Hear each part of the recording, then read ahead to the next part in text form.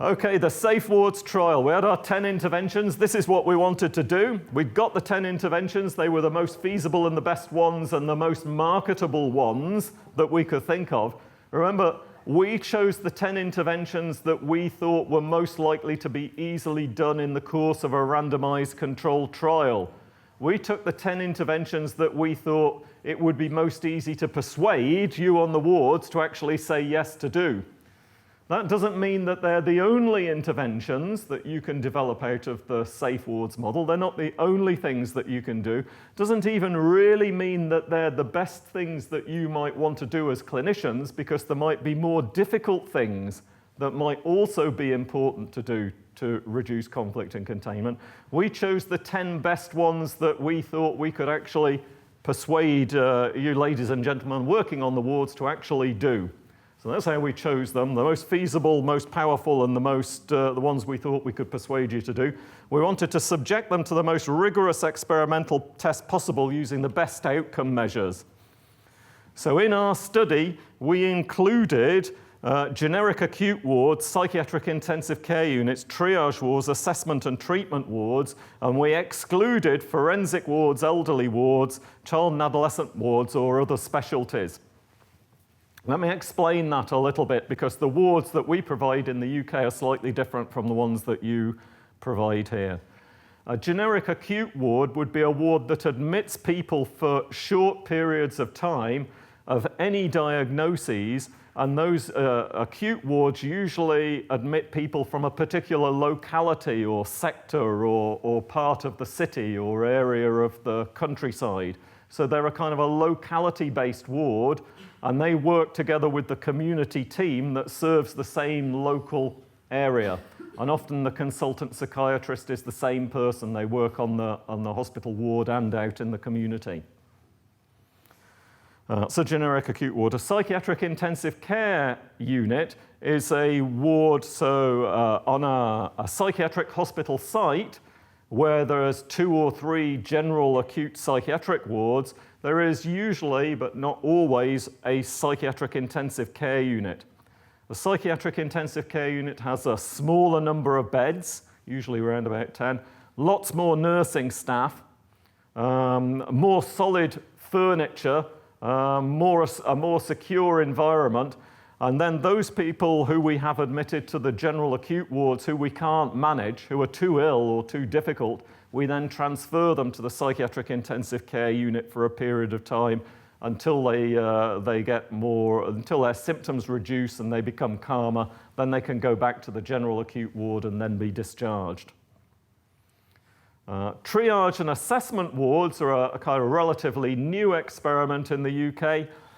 The idea is that everybody who is first admitted would go first to the triage or the assessment ward for 2 or 3 days, where we'd figure out what was wrong and hopefully discharge most of those people fairly quickly within 2 or 3 days, with only a few of them then being transferred onto the general acute wards for treatment. And you can see that the obverse, if you have a triage ward, then the general acute wards become treatment wards only. So that's the kind of context, and that's what we included. We excluded forensic wards because they have lower rates of conflict and containment in general than general acute wards. The most risky wards, the most risky places to work in psychiatry are these general acute psychiatric wards or in the acute care sector. So there's a higher level of incidence. Because there's a higher level of incidence, it means you can conduct a more powerful study with fewer wards in it. If I went and included forensic wards, I'd have to make a much bigger study, which would have cost more money, employed more people, and would have had to have run for a longer period of time. So it was purely practical decision not to include forensic wards. Didn't include wards for the elderly because we know less about the generation of conflict and containment amongst the elderly, and because we knew that we would have to adapt or adjust the actual interventions, and then we wouldn't necessarily be testing precisely the same thing in the trial. So the elderly wards were out. Child and adolescent mental health wards for pretty much the same reason, really. We also excluded wards that were in a state of some chaos, so wards where there was no permanent consultant psychiatrist and no permanent ward manager, where lots of the posts were unfilled. Our experience of doing research is that it's not possible to do research with such wards because they're in a state of just controlled chaos. So having done that with all of our inclusions and exclusions, we had 2 randomly chosen wards at 15 randomly chosen hospitals in southeast England. And at each of those hospitals, the wards were randomly allocated to the experimental or the control condition. In the experimental condition, they did the 10 Safewards interventions, and in the control condition, they did a set of other interventions that we thought would not actually work, but we told them we thought it would. I'll explain that in a minute. All of that randomization and analysis was independent, so we sent the big list of all of the wards in all of the hospitals, all of the wards in southeast England that met our eligibility criteria. We sent them to an independent statistician, and they came back to us with a list of which hospitals were going to be included, which wards at those hospitals were going to be included, and which of those wards would be in the experimental or the control group. So I had no influence, 0 influence over that process.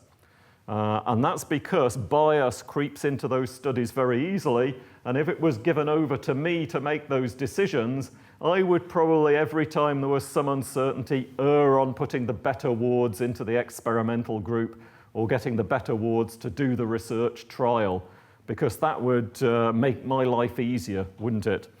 And that's what researchers do, even at an unconscious level, which is why we erect these big barriers in the way that we do these trials, so that you get absolutely the most truthful answers to the questions that you're posing. So if you put that round another way, what I'm saying to you is this experiment was conducted by the most modern and the most rigorous standards of today, and therefore you really, really can trust the results that I'm going to show you now, because they really did happen. They're not a product of any kind of bias or any kind of biased interpretation of the data. In fact, even when we sent the data to the statistician at the end of the study to be analysed, we had to give them the data in an anonymized form. We said there was Group A and Group B, and the statistician didn't know which data belonged to the experimental group and which data belonged to the control group. So he did his analysis completely independently as well. And it was only when we got the answer back that we were able to put the 2 pieces together and say whether Safewards had worked or not. So this is technically what you call a single-blind cluster randomized controlled trial. It's single-blind because we, the researchers, knew which were the actual experimental interventions, but the people who we'd asked to participate in the research study didn't. We said to them, we've got 2 sets of interventions here, both of which we think will reduce conflict and containment on your wards, and we want to find out which one works best. So we didn't, strictly speaking, tell a lie, but we didn't tell them the whole truth either, and we managed to produce a situation where all the wards expected to produce changes, beneficial changes in their conflict and containment rates, and where all the wards were participating in an experiment where they expected that to occur. So that meant we controlled for all of those effects of taking part in an experiment, otherwise known as the placebo effect. This is why you have placebos in a drug trial. You have give people pills that don't actually contain an active ingredient, because that expectancy itself produces change. Okay? I'm telling you all of this information so that you absolutely know that the effects that we got in the Safewards trial were down to the Safewards intervention. They weren't due to the excitement of taking part in an experiment, and they weren't due to the fact that people were expecting conflict and containment to go down, and therefore they somehow biased or changed their records, because that was happening over the course for all of the wards that were participating. So the primary outcome of this was rates of conflict and containment. And what we had was the patient-staff conflict checklist, which was a single piece of paper with a list of all the different conflict and containment items. And we asked the nurse who was in charge of the shift at the end of the shift to tick off the frequency of incidents of verbal abuse that met a certain criteria, aggression towards objects, physical attacks on another person, refusals of medication, incidents of self-harm and the like, and also things like whether any coerced intramuscular medication had been given or whether there was an episode of seclusion or observation. It took just 3 minutes to tick this off with the frequency of these different sorts of events. And we know that that's a good and accurate and objective measure of what goes on wards. So that was our primary outcome. We took lots and lots of other questionnaires as well, which I'll tell you a little bit about more later. And we also had our researchers visiting the wards looking for evidence that people were actually doing these different interventions. So every time our researchers visited the ward, they were looking around the ward and completing their own checklist about the presence of actual evidence, stuff they could see that indicated that the nursing staff on the wards were really doing the interventions we'd given them, both the experimental and the control interventions. So I'm going to tell you about the 10 Safewards interventions, but I'll take at the moment any questions about the methodology. Joo, onko kysymyksiä tästä tämän kokeellisen koeasetelman asioista, joka on kyllä aika mielenkiintoinen ja monimutkainen tietenkin, että miten tämä toteutetaan.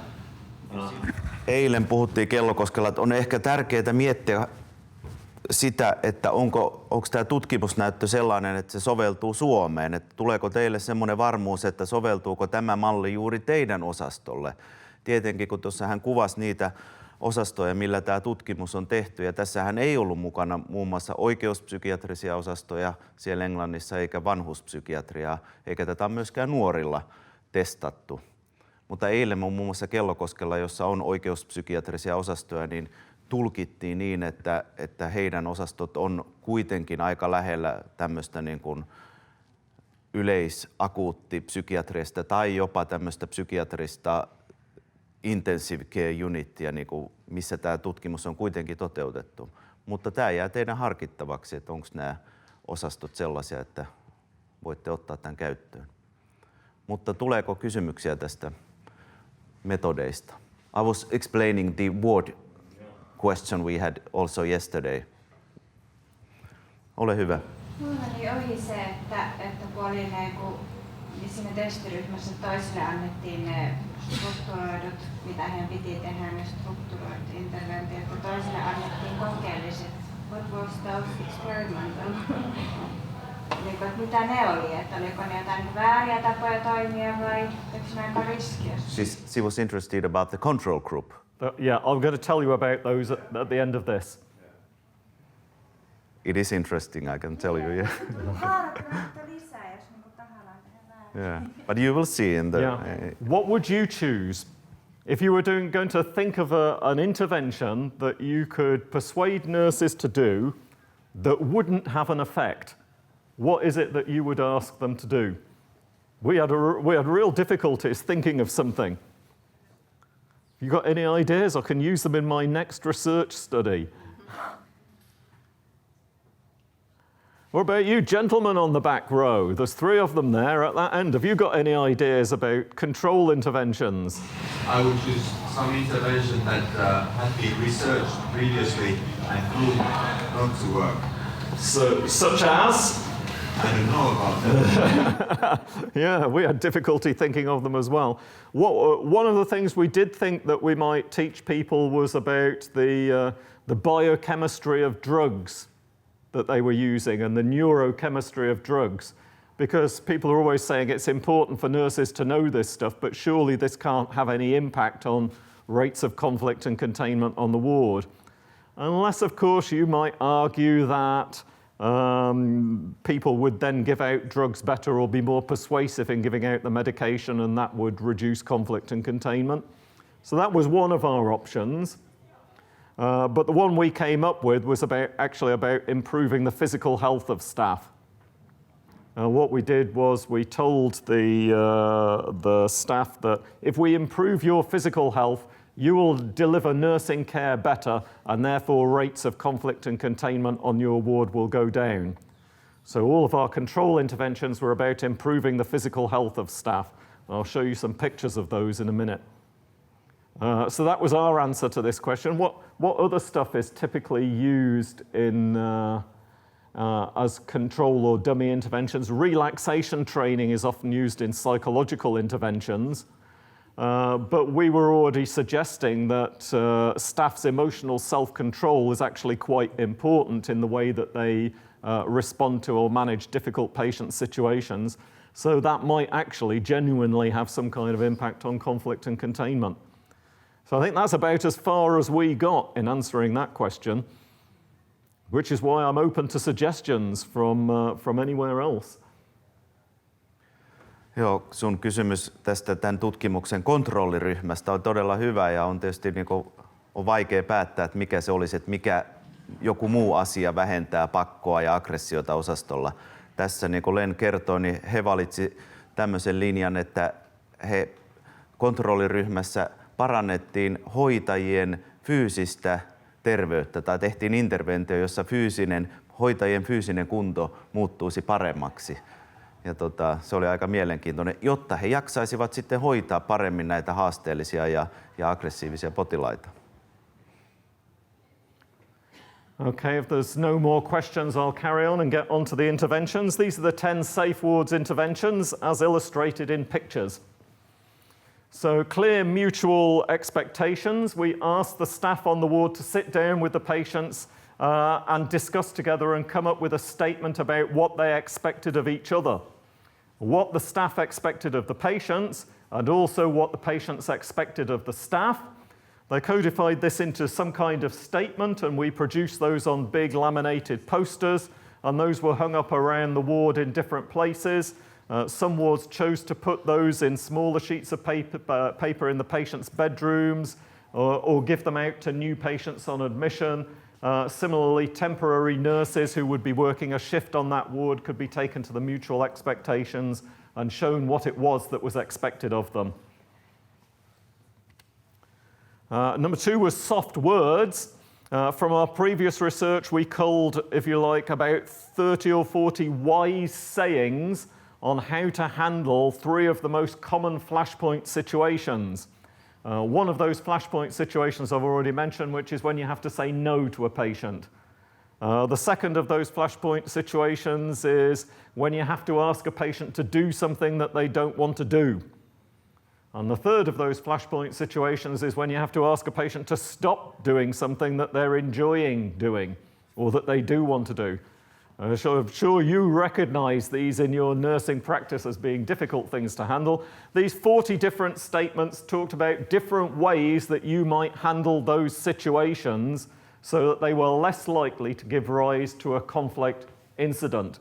So the idea was to expand the range of choices that you as individuals had out there when you were meeting these common situations so that you could try dealing with them in different ways or choose exactly the right way for this particular patient at this point in time and you and the particular situation that you were facing. So those were on posters, and one of those posters was hung up in the ward office, and every few days that poster got changed, and the next time you came on duty there would be something else for you to look at and think about.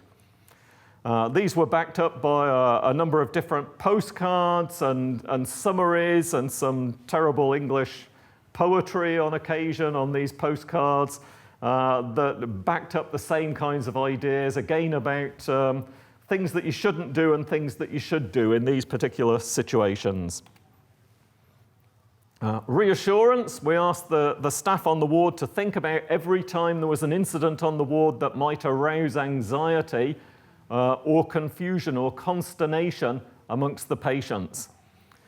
So this could range from a really big incident, say you have a window broken by a patient and a patient's restrained and they might be taken away and put in seclusion, a really major incident like that, right through to just somebody engaging in a little bit of hostile or aggressive shouting in the middle of the night suddenly. All of those things can cause anxiety or misapprehension or be misunderstood by the other patients on the ward. So ask the staff for sure, after you've dealt with these incidents, debrief each other, talk with each other about how you handled them and think about how you might handle them better.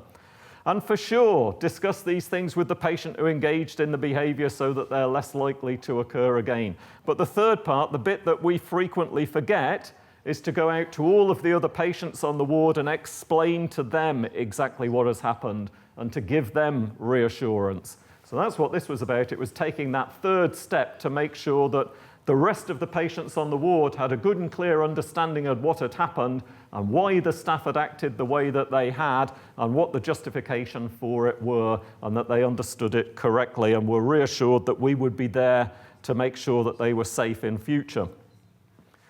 Mutual help meeting, we asked the staff to facilitate a regular meeting of patients every few days, or at least twice a week, where the patients could decide what it was they were going to do to help and support each other. And at those meetings, the patients could ask each other for various things or could offer to do things for each other. And our service user and carer research group that aided with our research came up with a long list of suggestions of the sorts of things that patients might like to do. They could be very, very small, just from saying hello or good morning to somebody or asking people how they were, through to sitting with somebody in silence for 10 minutes or engaging in conversation on a particular topic, all the way through to a more major task like helping somebody do a little bit of laundry or something else like that. Then at the next one of these mutual help meetings, the patients could thank each other for the things that they'd done and decide what they were going to do in the next few days for each other. They could also think about what they might want to do for the other patients on the ward who were not well enough to attend such a meeting just at the moment. That was the mutual help meeting. Bad news mitigation, this was about horizon scanning and the team keeping their eye out for when patients might get bad news or when patients had received bad news. So you really had to know your patients well enough to know what constituted bad news in their particular case. And also be aware of their relationships outside of hospital with their friends and relatives, so you knew which of those relationships was tense or likely to provoke an incident of bad news, and you had to be aware of yourself and what constituted giving bad news to patients yourself. Bad news like, no, you can't go home, no, you can't go on leave, no, you can't have the medication that you wanted, etc., etc. And the idea was here is once you'd located an item of bad news, you spent some time with that individual patient and helped them work through the emotional outcoming of that particular bad news and averted the conflict behavior that might otherwise have occurred. Positive words, really, really simple intervention this. All you have to do is in your nursing end of shift handover, your shift handover one to the other, whatever else you say about all of the individual patients in your care, you have to say at least one positive thing about each of them. It's a deceptively simple intervention, but what it means is throughout the course of your shift, as you're leading up to your handover, you've got to be on the lookout for those positive pieces of behavior of all of the patients that you're going to hand over. You have to think about them in a different way throughout the course of the shift, and you have to look at the totality of their behavior and their background and the way they are currently understanding things in order to be able to comprehend what might be an asset to them and what positive you might say about them. Our service user and care research group helped you out because they had a whole big range of suggestions for you about what sorts of things you might like to notice about patients and about patients' behavior that was positive. The other part of this is it really transforms the way that the shift starts for the people coming on because they come out of the ward office in quite a different frame of mind. Calm down methods, box of equipment that you could bring out. We gave these to the wards, gave them a calm down box, had tactile stuff in it, blankets, light displays, different sorts of music, various things that people could soothe themselves with. The idea was when somebody was agitated, you could offer to work with the person. You could take them to the box or take the box to the person and say, is there anything in here that will help you calm down? Is there anything in here that will help you relax a little bit more? Is there anything in this box that will help you chill and make you feel a bit better? And then the nurse and the patient could choose something together that the patient was going to try out. Short term, that meant you potentially averted the conflict behavior. Longer term, if it actually really worked, the patient had learnt something that they could then apply the next time and the next time, or even once they'd gone home from the hospital, that would enable that it would give them some little bit more iota of a control over their lives. Discharge messages. We asked the wards to set up some form of message board. Could be a simple notice board. Many people opted for the tree idea. The idea was that each patient who was being discharged would leave some positive message about their stay. Only positive messages were allowed, and they could be very, very simple and think, the only thing I liked here was actually the food, but it was pretty good, all the way through to things which are slightly more effusive and more positive, but it had to be positive. And the idea is these messages were then left for the new patients who were coming onto the ward, and you could take your new patients and show them the messages and say, this is what previous patients have said about their stay on the ward. The nice thing about this is that you are shaping the new patient's perception of what the ward is for and what the ward is about. And not only are you shaping it, you're shaping it in a way which is extremely powerful, because other patients are going to believe this stuff far more readily than they're going to believe anything that we say to them. So here's an example here. Always look forward, not back. Things can only get better with the help given by the staff here, and talking helps too. Talk down, we collected all of the information about de-escalation skills across the whole nursing literature, so it's hard to bring it all together, and formulated it into a little model, a little de-escalation model with all of the different examples of different de-escalatory behaviors. And then we asked the ward to elect from amongst the staff their top de-escalator, the person who was best at de-escalating and talking to really agitated and angry and irritated patients. And that top de-escalator would take that notice as a resource and would take every other member of staff through that resource, explaining all of the different items and giving examples of when they actually used them themselves so that people could expand their range of de-escalation skills. Know Each Other was a folder of easy, non-threatening information about patients and staff. Things like what your musical preference is, what your favorite film is, what your favorite food is, what you like to cook, or whatever you like to put in there about yourself is then placed on a laminated sheet, and patients provide the same information, and that's put together in the Know Each Other folder, and the Know Each Other folder is left out on the ward. This is to facilitate ordinary human-to-human conversations between patients and staff, staff and patients, and patients and patients. It means you get a lot more mutual support going on and a lot more mutual respect and mutual regard. So that was the 10 Safewards interventions. Here's your control interventions. What did we do? Physical health interventions. We gave people lots of magazines about diet and sports. Gave people healthy snacks. We gave them health education literature.